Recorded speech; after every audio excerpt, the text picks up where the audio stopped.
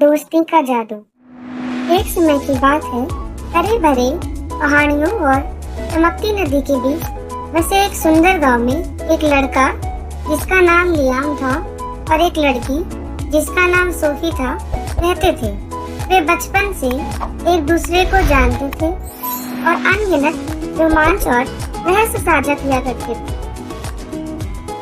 एक ठंडी शरद ऋतु के दिन जब पत्ते सुनहरे और लाल रंग में बदल रहे थे, लियाम और सोफी ने अपने गांव के परे स्थित एक रहस्यमय प्राचीन जंगल का घूमने जाने का निर्णय लिया।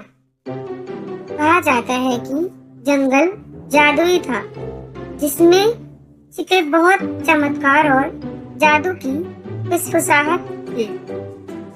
जैसे ही वे जंगल में गए, उन्हें एक छिपी हुई घाटी मिली जहां सूरज की किरणें एक क्रिस्टल सी तालाब पर पड़ रही थी। तालाब के बीच में एक छोटी पुरानी नाव थी। बिना किसी हिचकिचाहट के वे नाव में चढ़ गए और उसे चलाने लगे। नाव मानो खुद ही रास्ता दिखा रही थी। धीरे धीरे उन्हें जंगल के माध्यम से और हरे भरे पौधों के पार ले जाती रही, जब तक वे एक अलग थलग द्वीप तक नहीं पहुंच गए। द्वीप पर एक पुराना ओक का पेड़ था, जिसकी तने में एक दरवाजा खुदा हुआ था।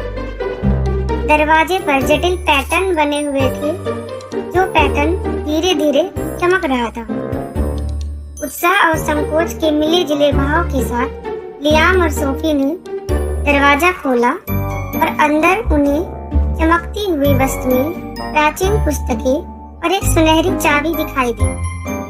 उन्हें एहसास हुआ कि यह चाबी एक बड़े खजाने का रहस्य खोल सकती है। जैसे ही वे चाबी लेने लगे, एक कोमल आवाज ने अंधेरे से बोलना शुरू किया।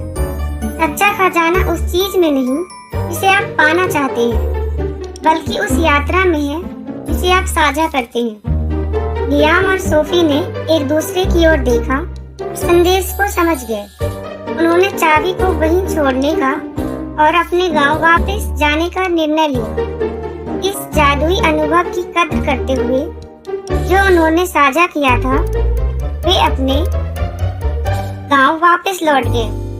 उस दिन से उनका बंधन और भी मजबूत हो गया और वे अक्सर उस जादुई जंगल में आते जाते रहते थे और रोमांच के लिए आभारी बने रहे, जिसने उनकी दोस्ती को गहरा किया और जीवन की यात्रा का मूल्य सिखाया। और इस तरह गांव वालों के दिल में उनकी कहानी एक प्यारी दास्तान बन गई, जो दोस्ती और खोज की याद दिलाती रही। और यह भी कि जीवन की यात्रा में ही जादू छिपा होता है।